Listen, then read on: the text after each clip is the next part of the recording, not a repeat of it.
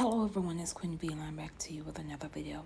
This video is an update to the Kei'Mani Latigue story. Before I begin, I would like to extend my continued support and condolences to the family and community at this time as you are in the grieving process of this child. According to reports, the house in which Kei'Mani Latigue's body was discovered was caught in a suspected arson attack. The report went on to say a blaze broke out at the abandoned home in Toledo, Ohio on the morning of Saturday, April 29th, 2025, a month after Kei'Mani Latigue's body was discovered, where she went missing in March. The Toledo Fire and Rescue Department confirmed to 13 Action News. The organization believes the fire was started in an arson attack, though they told the outlet an official cause is pending investigation. According to a spokesperson for the city of Toledo,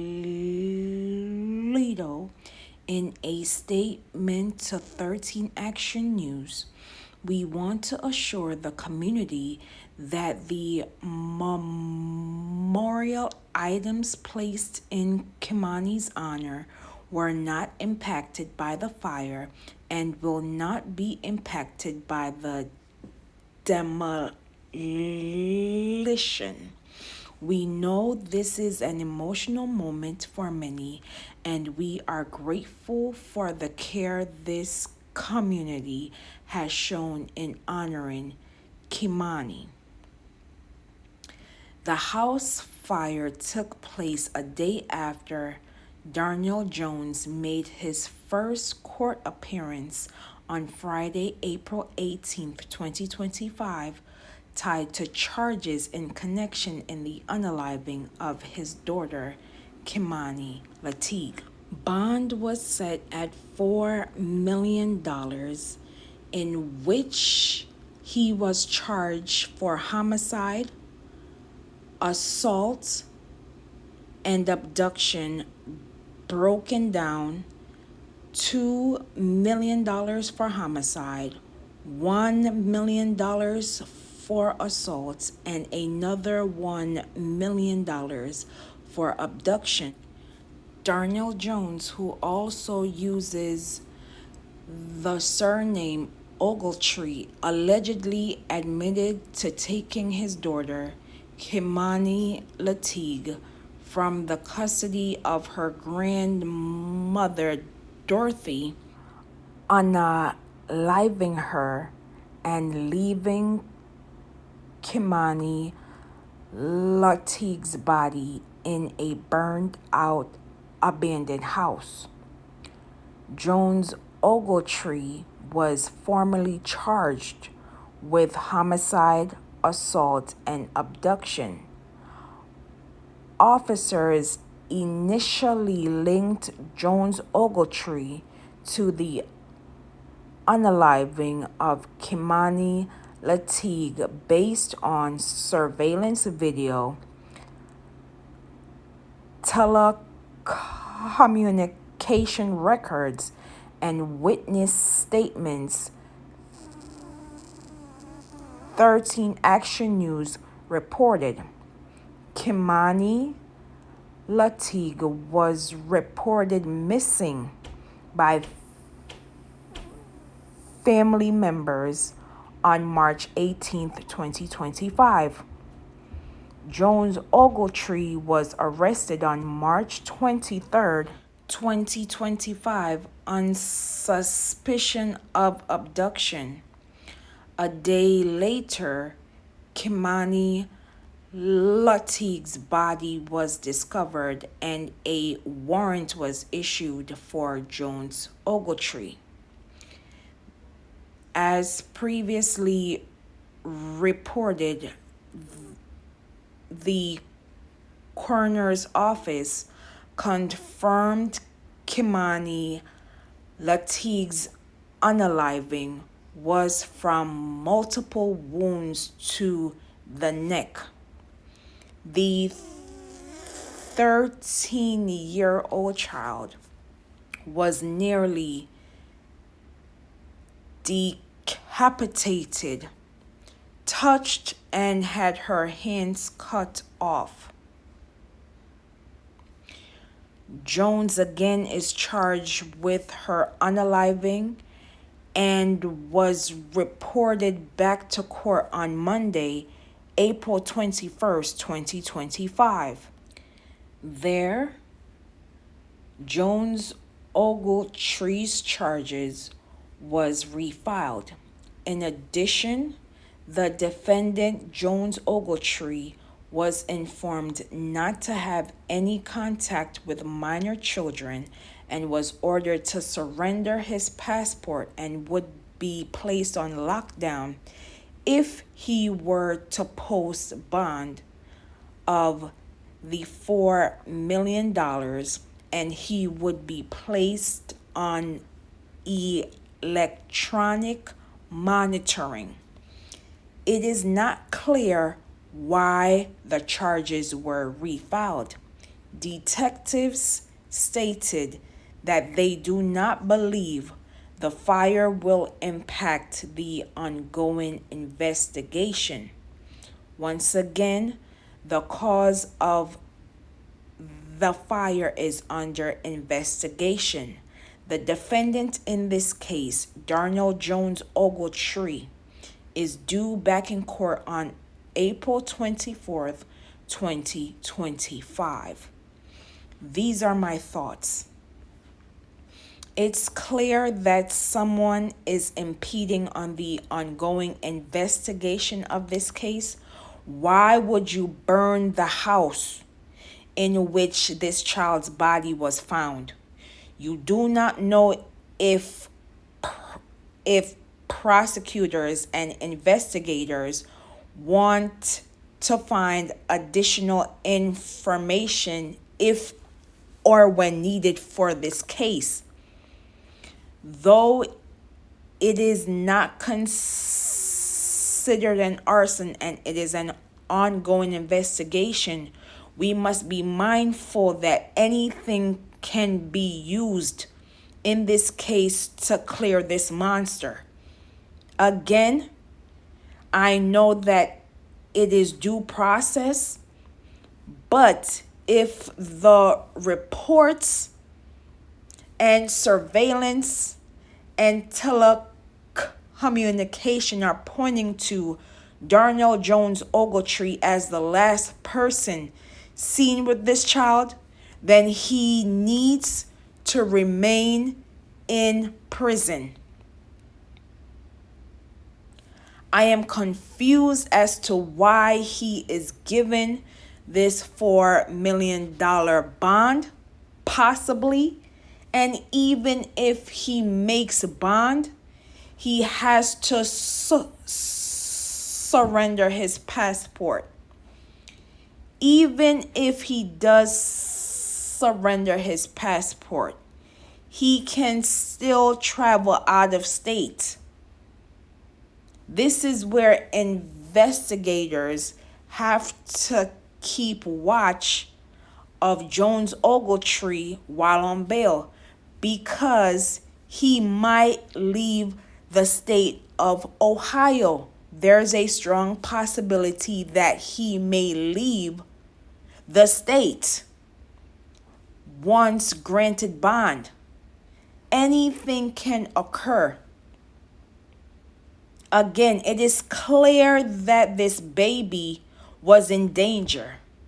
It is clear that persons around this baby was making the call that this baby is in danger, from Kei'Mani Latigue's classmates' parents to teachers to the bus drivers And I'm still confused as to why Child Services is actively stating they just received two reports of allegations of abuse. I think investigators need to do a deep dive of witnesses that saw something and said something, because it's obvious that this case is deep. This baby was violated in such a way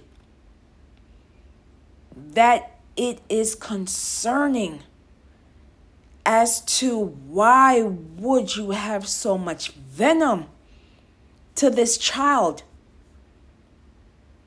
It's clear that the defendant had no business being around this child. And I'm still going to ask the question, why did the grandmother grant him access to this child if he is not a custodial parent or guardian of this child? It's clear that there was a reason why this baby was not in his care. So I'm going to continuously ask the question, when are investigators going to investigate the relationship between Darnell Jones Ogletree and Dorothy Latigue, Kei'Mani Latigue's grandmother? We need to start asking those questions and seeing if Child Services missed something prior to this child losing her life. I've said this before and I will say it again. Why is it that when our children are being, cases are being brought up, they are not given the same care, the same due diligence as other children? Why are we ignoring the red flags? It's clear that something was going on and other adults saw what was going on and rang the alarm. So my question is this: why weren't persons who were put in place to ensuring the safety of this child, why weren't persons doing follow-ups in this case? It's clear that somebody was not doing their due diligence. It's clear that this child was in danger. It's clear that persons were not actively checking in on this child and checking in on this family, to the point where her father was never brought up in any communications with Child Services. That's a red flag.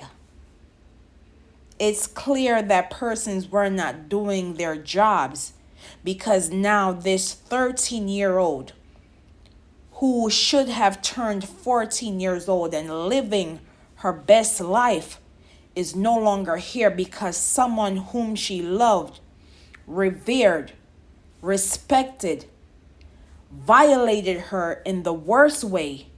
And now we are doing commentary and stories on this baby who lost her life. When are we as the community going to constantly question the system that is supposed to protect our babies when they cannot speak up for themselves? It's time for us to ask these critical questions now and not wait for another story to break like this for us to actively do something. We have lost another future because persons were not paying attention. Persons were literally not paying attention, and now this baby has lost her life because persons were not doing their jobs. I've said this before and I will say it again. If we treat missing persons cases as criminal cases, you will see a difference in the attitudes within society as it pertains to missing persons cases. We must also be mindful of the information we are receiving and sharing on social media platforms, as it does impact the ongoing investigation of missing persons cases. We must be vigilant because it does affect the investigation and it does affect the missing persons' families as they are waiting for answers as it pertains to their loved ones. And we must not dismiss urgencies and red flags when persons are stating that someone has gone missing. Everyone has a routine regardless of age group.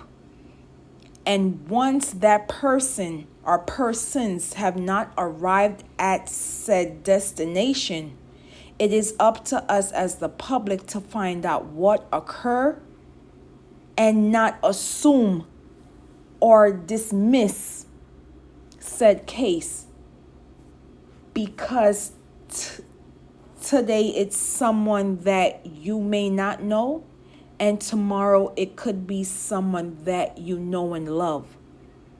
I will leave in the comments and description below for organizations and hotlines as it pertains to missing persons cases, as well as child welfare. And as always, find our people, protect Black children, say their names, known and unknown. Say her name, Kei'Mani Latigue. Justice for Kei'Mani Latigue. And as always, please be safe out here. And I will see you in the next video.